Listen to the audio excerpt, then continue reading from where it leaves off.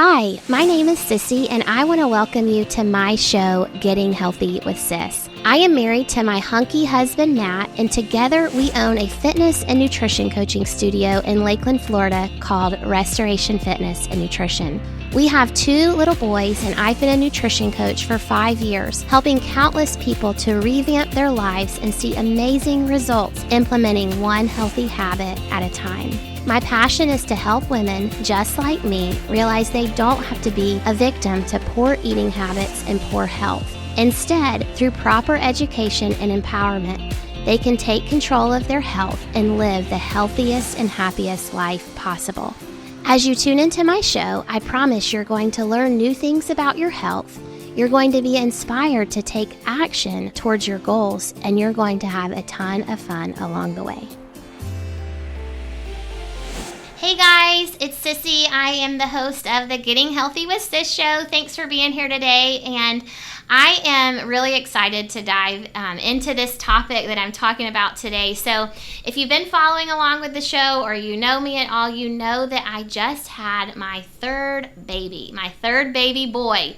I'm completely surrounded by men, my husband, my children, it's boys all around. And so I wanted to, while I was pregnant, if you were following along with the podcast, I did an episode on my first trimester, my second trimester, my third trimester, and I was talking about how those were going for me, what I was doing with my health, all those sorts of things. And so I want to follow up. In this episode, we're going to be talking about my fourth trimester. Okay, so the other day, a friend of mine, actually one of my neighbors, she's a friend, she's a busy mom as well, but she reached out and she was like, "Girl, I miss you. How are you doing?" And I was like, "Well, I'm working my way through my fourth trimester." And she messaged me back. She's like, "What?" She's like, wait, is your baby on the outside of you? And I'm like, "Yeah." She's like, "Are you pregnant again?" And I was like, "No, I am not pregnant again." But she was like, "Whoa," I thought I was going crazy there for a second, because she was like, "I knew you had your baby," but then I was like, "Wait, did she have her baby? Wait, is she pregnant?" So I want to clear this up. I am not pregnant again. This is just my fourth trimester, and I've heard it referred to as that, and I love that, because it is. It's like the baby is on the outside of you, but they are still they want to still be on the inside sometimes. They are just so, they're so sweet, and they're so stuck to you and need you so much. So anyways, I'm going to unpack a little bit of that. One thing that people will ask me a lot right now is they'll be like, "Well, was it easier going from 1 to 2 children, or is it the transition from 2 to 3 easier?" And I'm like, I've been kind of giving that some thought, and I'm like, you know what? I feel like every transition with a new baby is hard. Like, when you have your first, it's hard because you've never been a mom before and you've never had a baby before. Like, that's hard. When you have your second, you never had 2 children before. When you have your third, you've never had 3. And so to me, I'm like, every transition is hard. But now when I look back on just having one, I'm like, that was so easy. Like, seeing moms, like on Instagram or whatever, like doing all this stuff for their babies and all of this. I'm like, they must only have 1 kid, because I can't manage that right now. So anyways, it's definitely has been a little bit of survival mode, but I wanted to kind of let you guys in and let y'all know how these last few months have been for me. So I was scheduled for a C-section. I was scheduled for November 22nd, and on the night of November 16th, I was having what I thought were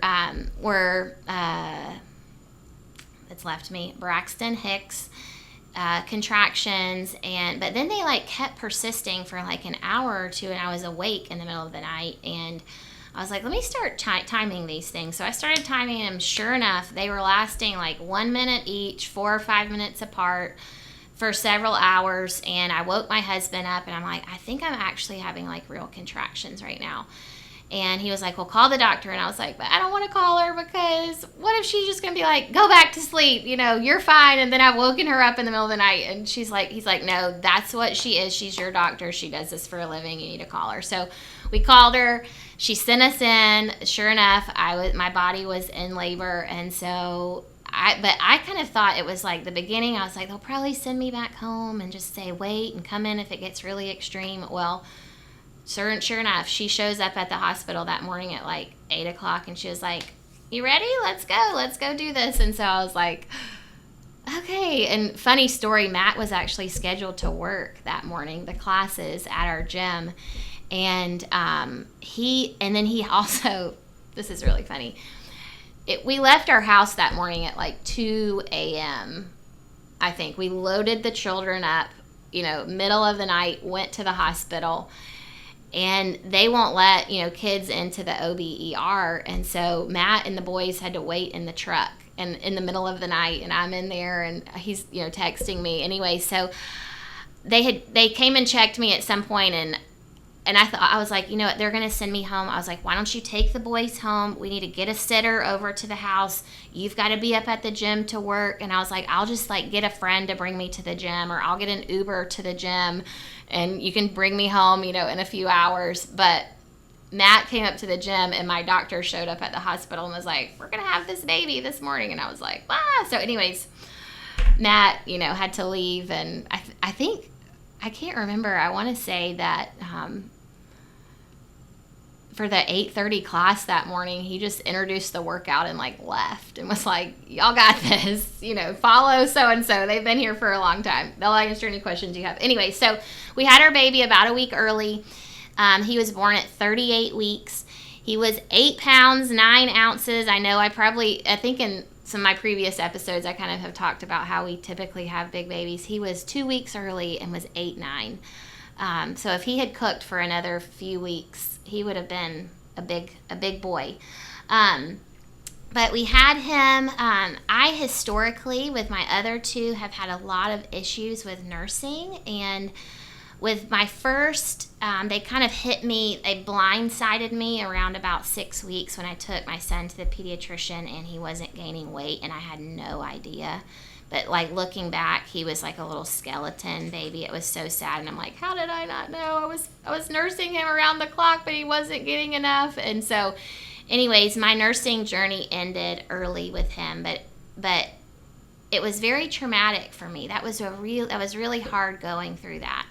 And then with my second little boy, things were going really well until about day 10, and then just kind of it kind of exploded, and that was really, really, really difficult on me emotionally because it kind of blindsided me. I thought things were going well, and it blindsided me again, and it was very hard on me emotionally. So I've had a rough go with nursing, and so going into this pregnancy and this birth, I was kind of like, you know what? I'm going to hold this with open hands, and I can't want it too bad, because I feel like that's when you just start choke holding things and they start going sideways a little bit. And so I was like, you know what, I'm just going to let it be and we'll see. Well, and kind of had purpose, like I'm going to do this differently this time, and I'm going to try this and see if this works. Well, I decided like I'm going to feed my baby on demand, because that's what all these pros that nursing works really well for them. I'm going to feed him on demand. Whenever he cries, boob in the mouth, like kind of thing. And so for the first 6 weeks, that's what I did. And I swear, I was not prepared for that. That was my first time doing that as a mom. And I feel like I was sitting in a chair, and I don't feel like it. Like I was sitting down on my bottom nursing that baby like all day long, all day long. He would sleep a little bit more at night, but it was full on. And we went to see a lactation. He actually had a lip tie, so we had to get that clipped, meaning like the skin here connecting his lip to his gum was a little tight, and so we had to get that clipped. And then we went to see a lactation consultant, and he was doing well. He was gaining weight, but it was at the expense of me sitting like all day long and nursing him, which was really hard, because I could not, like I would go for days and like not even look in the mirror or like brush my teeth or leave the house. And then I have this 2-year-old that's running around and getting into every drawer in the kitchen and, pulling everything out. And I'm just like, ah! Like, every ounce of me that likes things to be like neat and in place is having to just like die. So anyways, we went to the lactation consultant. She evaluated his mouth and she was like, there's some things in here that are not quite right. And I don't quite know what it is, but something is not quite right. And so she was giving me some tips on how to support him a little bit better and trying different things with him. And I was doing that, and then we wound up introducing a few bottles, and then it was like as soon as he started getting that milk really quickly, he was like, psh. Anyways, long story short, that kind of has changed my nursing journey. I am still nursing him, and I'm pumping. So I'm doing what they call double feeding right now.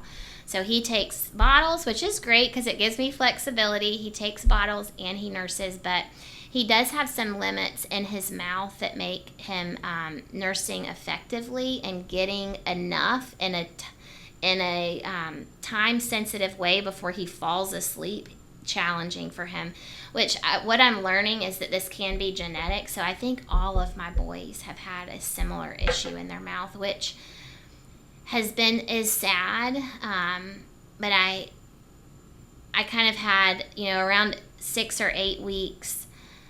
Around 6 weeks we started introducing bottles, and then 8 weeks I was like, I don't know if I can do this. Like, this is so hard. And then I had this idea of sitting down and doing the pros and cons of continuing to pump, and it was very clear to me I need to keep pumping. And so it's been sweet. I have been able to keep nursing. My baby's almost 3 months old, but we're doing like a hybrid, and I feel like I'm doing a lot better emotionally than I have in the past. But nursing is hard. And our nursing has always been very, very hard for me. But I'm thankful that I'm still able to bring him to the breast, and he gets little snacks, and then I've got the flexibility to give him bottles and be here like recording this episode today. So, and he's with the babysitter, so that's great. But I did want to kind of highlight a few things of how things have been going. So at 3 weeks, or actually, here we go. We're going to back up a little bit more. When I left the hospital, or even in the hospital, after having that C-section, which was my second C-section, I was like, man, I feel beat up. Like, this is harder than my first one. Like, I was really hurting. I was really sore. And I was having a lot of, like, lower back pain and pain in my butt and in my butt bone, my sit bones, in the hospital bed, and I wasn't having that before, and I was in a lot of pain. And then when I finally, day 3 or so, they let you go home. Well, when I went home, I was like, something is not right with my back. Like, I didn't feel like this before, and my back did not hurt while I was pregnant. And so I was like, something is not quite right here.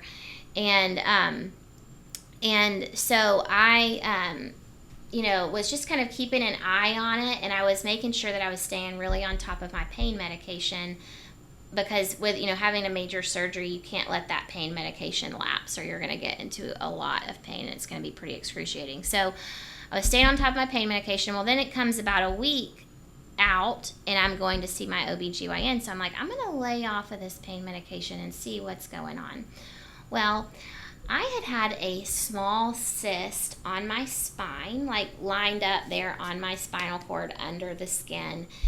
And that was something else that felt very, very bruised, and it was really swollen and hurting really bad. And so when I went to see my doctor a week after Kinsey was born, I showed that to her, and she was like, she was like, we need to get you back to the OBER. Like, I want you to go there now. Something's not right about this. And so I was like, okay. So I went back. The anesthesiologist come in there. Turns out they gave me my spinal tap, or not my spinal tap, but my spinal, like, to numb me for the C-section. They gave it to me through that cyst, and it caused it to potentially rupture and maybe swell. And so there was a lot of bruising back there. And then I was dealing with spinal headaches from the spinal, so like spinal fluid issues. I was pretty beat up, and I had a lot of back pain. And so anyways, they wound up doing all these cultures on me in the ER that day, and were like, you're fine, you don't have like an infection running rampant in your body, we're going to send you home, it should clear up. Well, it did, but all my back pain didn't. And about 3 weeks, when Kinsey was about 3 weeks old, I reached out to my awesome friends, the girls who are the pelvic floor therapists, Dr. Kristen and Dr. Ariel. And I was like, can I please come in and see y'all? Like, I am dealing with some crazy, like, pelvic pain and back pain. They're like, yes, come in. So this is a little plug for them. If you're in the Lakeland area and you need to see a physical therapist, especially in the pelvic region, they're your girls. But I went in, and they did some, like, muscle, like, work on me, some myofascial release, and I did start to feel better. And I saw Dr. Ariel. So I did start to feel a little bit better in my pelvic region and my back. And they were like, you're just going to have to give this time. Well, funny story is that while I was in that appointment, my mom was watching my 2-year-old, and she took him to Chick-fil-A while I was in that appointment. And then and I kept Kinsey with me. About 2 days later, my 2-year-old comes down with what I think is a cold. And I'm like, Dad, come in. And I'm like, there's no way for me to, like, keep my little baby away from him. Like, I'm touching, Wilson, I'm touching Kinsey. Like, there's snot, there's coughing. Wilson practically, like, wants to make out with Kinsey all the time. He's just like, Mom, Mom. Like, he always wants to kiss him and on his head. And I'm like, okay. So anyways, I'm like, all right, we'll see how this breast milk does. I hear that, the breast milk creates antibodies. If the baby's getting sick, it'll help them get well, all that stuff. Well, Kinsey got it. Kinsey got the cold that Wilson had. And it was a really rough week. There was a lot of coughing and a lot of scary noises coming from my baby, let's just put it that way, congestion, and it was rough. But I was like, do I need to take him in, or are they just gonna be like, yeah, your baby has a cold, like, do a steam shower and suction the mucus, like, that's all? Well, I was talking with one of my friends who is a pediatric nurse at Lakeland Regional, and I was sending her videos of him breathing and of him coughing, and he was 4 weeks old at this point, and I sent her a few videos, and she was like, ooh, like, you need to take him in. Like, this doesn't look good. And so I was like, oh no. So anyways, we wound up taking Kinsey in, and he was 4 weeks old. Like, I still had, like, my stitches going on in my C-section scar. He was a new baby. And it turns out he had RSV. So that's what he had picked up from Wilson, who had gotten that from the Chick-fil-A playground. So don't take your kids in there during the winter. There's lots of germs. But anyway, so we wound up having to go back into the hospital and spend a few nights, and that was rough, but thank God Kinsey did get over it, and he's much stronger now. So we're super thankful for that. But so it was a little crazy there at the beginning, but really since then, I feel like I have had a lot of issues pop up in my body that I've never dealt with before. And I'm like, maybe this is just like what baby number 3 in your mid-30s is. Like, your body's just not, as young as it once was. But, my back issues they've pretty much cleared up. But recently I've started having this crazy thing going on with my shoulder. And I'm like, I'm not working out. Like, what is happening to my shoulder? Like, I feel like I've injured it. And one of my friends was like, it's probably from nursing, because when you nurse, you pull your arm back, to help the baby latch on. And I'm like, you're right, I do sit in that position a lot. Anyways, so there's been different things, like from my back to my shoulder. I've had different issues with my pelvic floor that I'm like, what the heck is this? I've never had this, and I didn't even have my baby vaginally. Like, I had a C-section. Why am I dealing with this? So there's kind of been a lot. And a few weeks ago, I was telling Matt, I was like, I just feel broken. Like, my body feels broken. And it's just hard. It's hard when you're someone that likes to be active and like I do, like it's really hard. And so, anyways, I was crying, and, we had a good husband and wife heart to heart conversation. And after that conversation, I was like, you know what? I just had this idea. I was like, I know what I need. Like, I need to leave the house for like just 3 hours, like once a week, and have something that I'm looking forward to, and I can go and be alone and just like be refreshed, like hear myself think. Kinsey cries nonstop in the car. If we are in the car, he is screaming his head off. So it's hard to even go to the grocery store because I have to kind of gear myself up for that.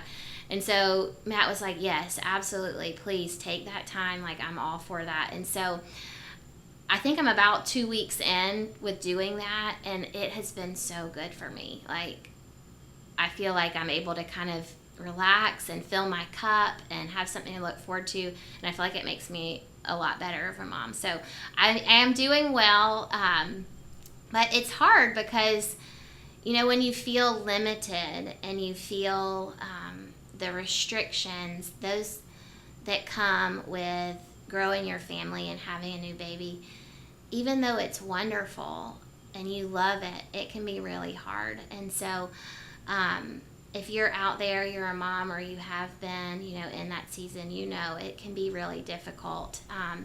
But the other night when I was out on my me time, my 3 hours away from home, I have started re-listening to a book called Loving the Little Years. And it was written by a mom who had 5 kids under 5. I think she had a 5-year-old, a 4-year-old, a set of 3-year-old twins, and then a 2-year-old.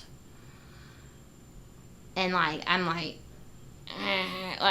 that just seems like, woo, I cannot even imagine. But she wrote this book, so she's probably a good person to write a book like this. But she wrote a book about loving the little years and finding the joy in the moments that are really difficult. And she said, half the time I feel like my house looks like the bottom of a cracker box. And I'm like, yep, crumbs everywhere.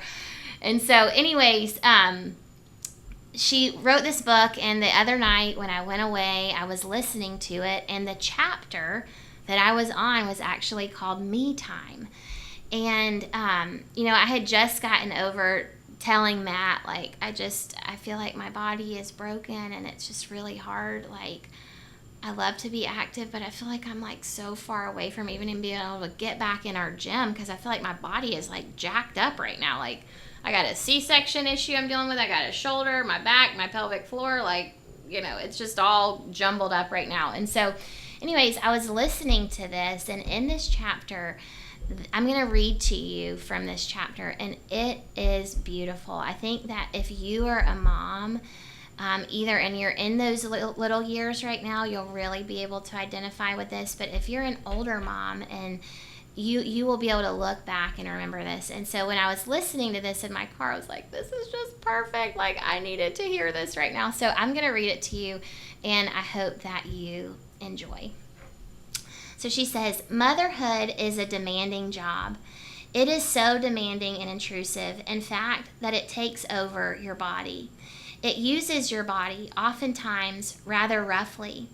This can start to bother us. You may have some weight to lose, and you might start to resent that. You might have permanently damaged something during your pregnancy. You might have big scars, stretch marks, and loose skin that bothers you. You might have no time to exercise the way that you used to. And all of these things can be seen as an offense against us. There are really 2 separate points I would like to make here. First of all, our bodies are tools, not treasures. You should not spend your days trying to preserve your body in its 18-year-old form. Let it be used. By the time you die, you want to have a very dented and dinged up body.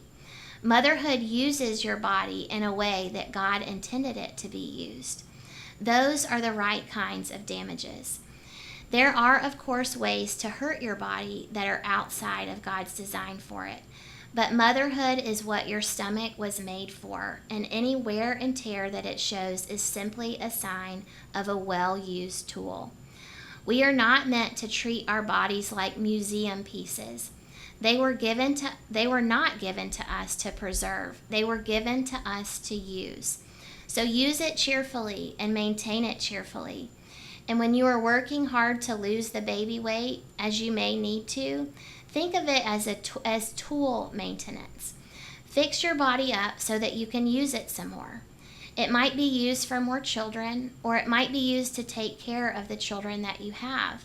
But you should not be fixing it up in order to put it back on the shelf out of harm's way, or to try to make it look like nothing ever happened.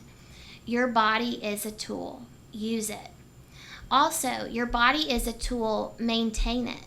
Having sacrificed your body for your children is no excuse to spend the rest of your life schlepping around in sweatpants for the rest of their childhood. When you were 18, you might have been skinny without trying. In your 30s, after having a pile of kids, the chances are high that you might have to try. Scars and stretch marks and muffin tops, which I got one right now, are all part of the kingdom work. One of the greatest testimonies that Christian women can have in our society today is the testimony of joyfully giving your body for another. While so many women choose not to have children or to abort the children that they were given, the testimony of the women who know the cost and joyfully pay it is profound.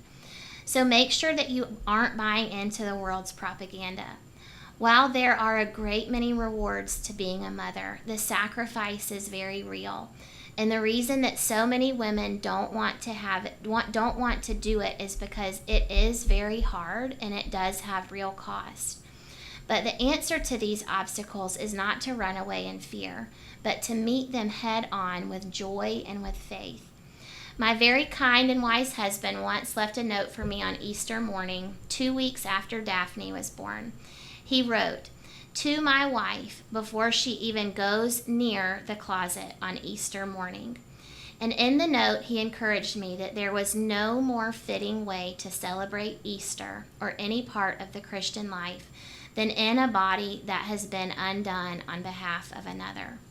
So realize your body is a testimony to the world of God's design. Carry the extra weight joyfully until you can lose it joyfully. Carry the scars joyfully as you carry the fruit of them. Do not resent the damages that your children have left on your body. Just like a guitar mellows and sounds better with age and scratches, so your body can more fully praise God when it has been used for His good purposes. So don't resent it, but enjoy it. And I loved that. I've read this book before, but it was so timely that I be reminded, because I can identify with that right now. Like, gosh, ugh, I feel so broken, and it's okay though, because my body is being used the way that God designed it, and He's given me these wonderful blessings. It says in Scripture that children are an inheritance from the Lord, and that we're blessed when we have them. And so I just love that. So I wanted to share that with you, and I hope that if you find yourself maybe in a similar season as me, or you feel you can really identify with that, I hope that that encourages you and blesses you today. So to wrap things up today, I just want to talk about a few things that I am actually doing for myself in this postpartum season, when things are rough, when I'm not sleeping well, things that I'm doing for myself to help me be the healthiest version of myself that I can be, and be there for my kids. That's really, really important for me. So here we go. Hey guys, I hope that you're enjoying the show, and I wanted to interrupt real quick just to invite you that if you are listening to this podcast on Apple Podcast, I would be so honored if you would go up in the top right-hand corner of your app and click the follow button. Then if you will scroll down and rate and write a review on the show, that would just make my day. I would love to hear from you, hear how the show is impacting you and how you're enjoying it.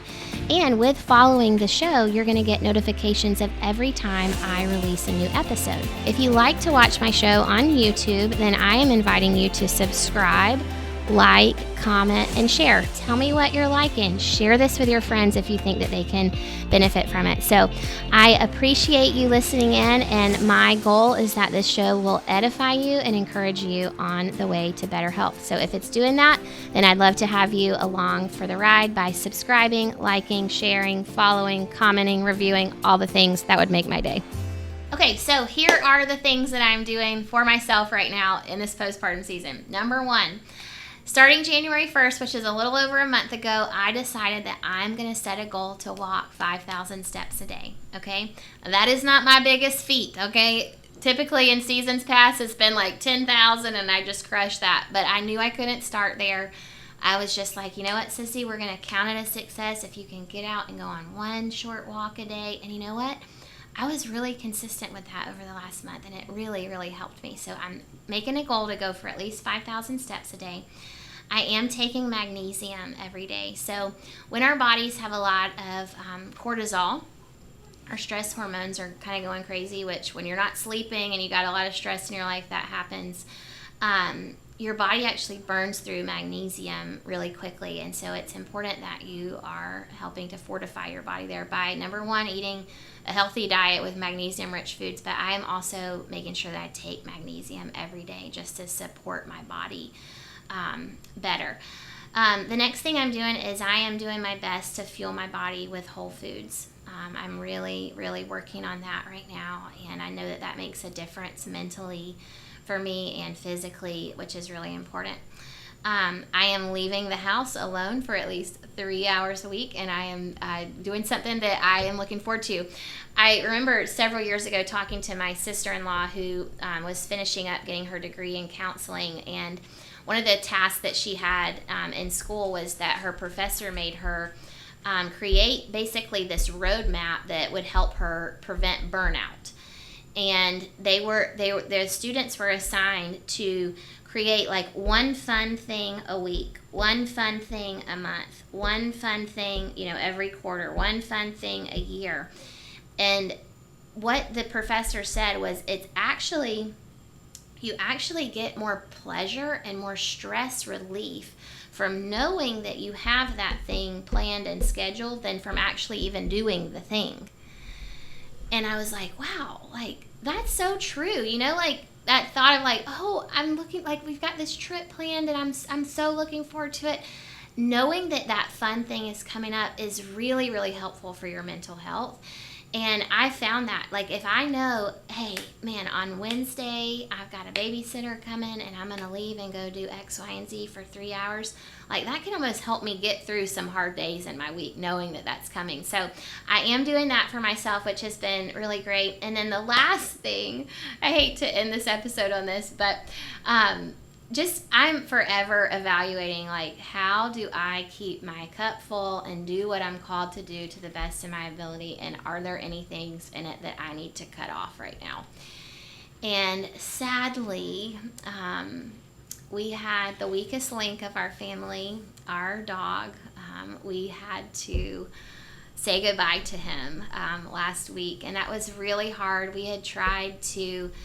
After I had Kinsey, it was just like he was having to stay in his kennel all the time, and whenever we would let him out, he would be really bad because I'm like, I can't watch you. I'm sitting nursing, and you're a puppy, and you and Wilson are just getting into everything, and like I cannot do this. And then my husband's working a lot, so he's not home to take care of him. So we had tried, about 3 or 4 weeks in, we were going to give him away to this family, and then we thought about it for a few days, and then I'm like crying, probably postpartum emotions, hormones, all that good stuff. But I'm just like, he's such a good dog. I can't do this. I'm like, that's so mean. I'm going to make Maddie so sad, and I just have to tough it out. And so we kind of regrouped. We're like, okay, let's try this. Like, we're going to, try to let him in more. Well, we tried, and then it became very evident, like, we cannot, it's not fair to him to leave him in his kennel for this long. Whenever he gets out, he is tearing up our yard. He's getting into the trash. It was just really stressful, and we really did not want to have to give him away. But last week I kind of hit a breaking point, and I texted my husband while he was at work, and I was like, we have to get rid of this dog. Like, I am his primary caretaker, and I cannot take care of him. And, it was hard, but we thought about it for a few days, and we found an excellent home for him to go to, and they were so, wanted him so badly, and adore the ground that he walks on. And so he has gone to live with another family, and it is a very good situation for him. This family, they have grown children. They don't have little babies in the house, and he gets walked twice a day. He's probably sleeping in some king's throne thing in their house. He's spoiled rotten, eating way better food than Matt and I were feeding him. When I was talking to this mom about taking him, she was like, now we get our other dog this wet premium dog food, it's really expensive. And I'm like, sure, he'll probably love that. Just don't give him chicken or he will diarrhea everywhere. Trust me on that. But anyway, but I have felt, it was so weird. It was so hard that day. I did cry that day we gave him away, because it was just weird him not being in our house. But it was 100 pounds lifted off my shoulders. I have felt so relieved, and I'm actually able to be a better mom, because I'm not half annoyed all the time at this dumb dog that's causing me all this stress, and then that's coming out on my kids. So that is something that has happened in our life. Our dog had to go to a new home. But anyways, that kind of wraps up how my 4th trimester has been. I hope that you guys have found this beneficial and helpful, and that you've enjoyed listening along. We'll see you next time.